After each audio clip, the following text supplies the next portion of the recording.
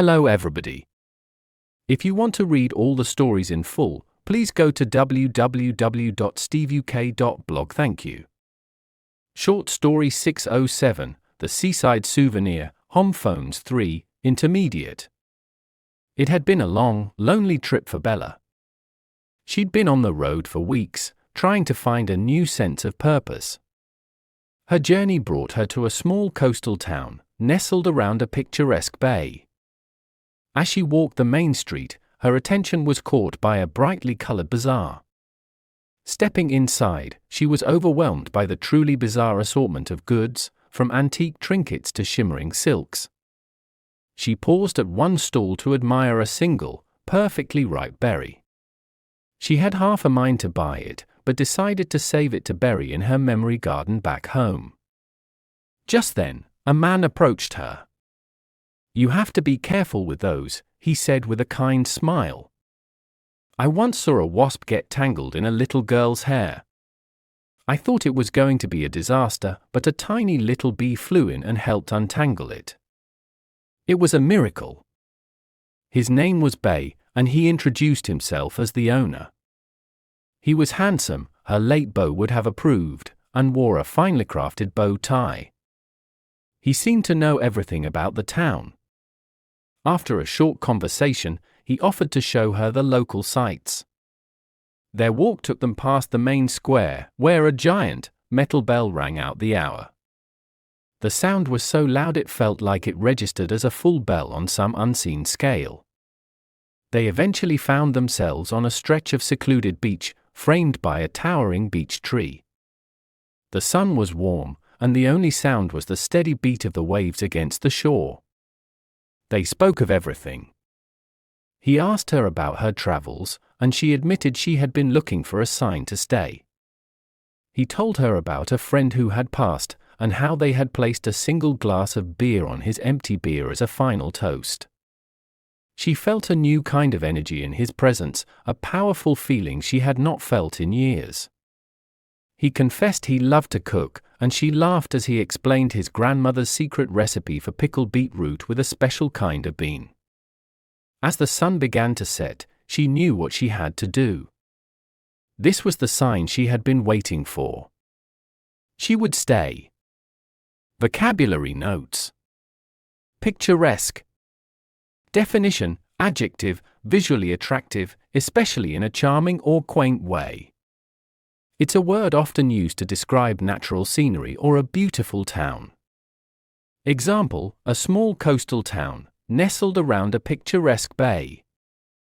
Similar words: charming, scenic, beautiful, quaint.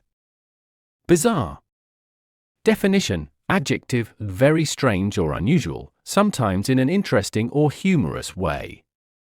Example: she was overwhelmed by the truly bizarre assortment of goods. Similar words: strange, odd, peculiar, weird. Beau.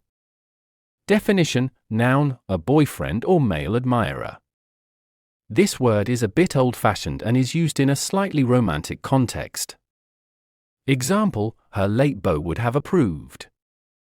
Similar words: boyfriend, suitor, admirer, partner. Secluded. Definition: adjective, not seen or visited by many people, sheltered and private. Example: they eventually found themselves on a stretch of secluded beach. Similar words: isolated, private, hidden, quiet. Confessed. Definition: verb, to admit or acknowledge something, especially something that you were trying to hide. Example: he confessed he loved to cook. Similar words: admitted, revealed, disclosed, acknowledged. Story written by Gemini Pro AI. Image created by re.magics. To read all the stories in full, please go to www.steveuk.blog. Thank you. CC Music, drifting at 432 Hz, unicorn heads. Welcome, Deep Diver. Today we're doing something a little different. We're not just reading a story, we're sort of unearthing its hidden linguistic treasures. Our source is Short Story 607, The Seaside Souvenir.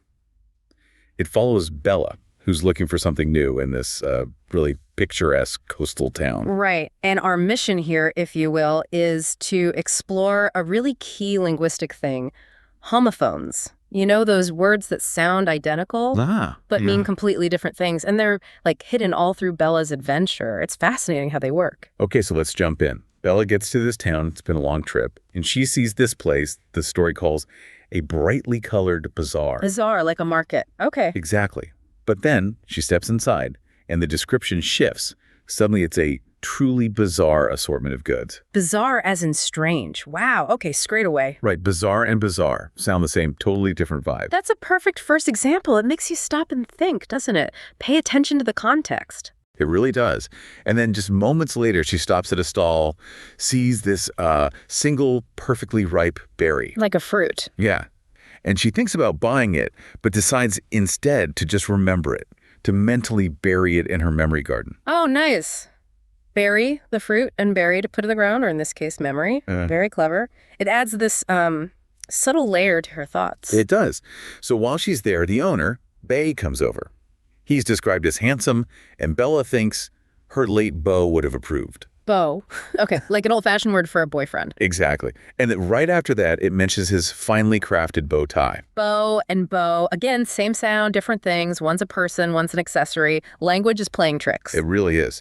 So Bay offers to show her around. They're walking, they pass the main square, and this huge metal bell rings out the hour. Ding dong, yeah. And the story says the sound was so intense, it felt like it registered as a full bell on some kind of, unseen sound scale.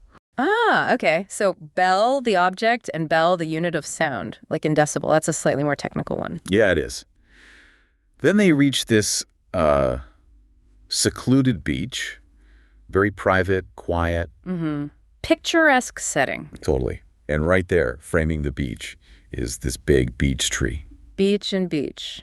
The sandy shore and the type of tree. Again, context is everything, isn't it? You just automatically know which one is meant. You really do. Your brain just sorts it out. Yeah. Then the conversation gets a bit deeper. Bay talks about a friend who passed away. Okay. And he says, as a final toast, they put a glass of beer on his friend's empty beer. Wow. Beer, the drink, and beer, the stand for a coffin. That's quite a powerful pairing of sounds. Very different emotional weights. Right. And then, lightening the mood maybe, Bay confessed, admitted his love for cooking. Okay. He mentions his grandmother's recipe for pickled beetroot. The vegetable, yeah. And right after, he says he loves the steady beat of the waves on the shore. Beat the food and beat the rhythm. It ties the cooking to the seaside setting through sound. That's really skillful writing. These aren't just random, they add texture. Totally. So by the end of this walk and talk, Bella feels this new connection, this energy. She feels like this whole experience, maybe meeting Bay, is the sign she needed. She decides she's going to stay. So the journey pays off. It seems so. And looking back, this whole deep dive really shows how, powerful and maybe even a bit mischievous homophones can be. Turns a simple story into this linguistic puzzle. It really does. And spotting them, having that aha moment, it genuinely sharpens how you perceive language, how you listen. It's about appreciating those hidden complexities. So here's something to think about. How many other words are floating around in your daily conversations? Words you use or hear that sound the same but mean totally different things. Just waiting to be noticed. Exactly. Waiting for you to sort of unpack their surprising layers.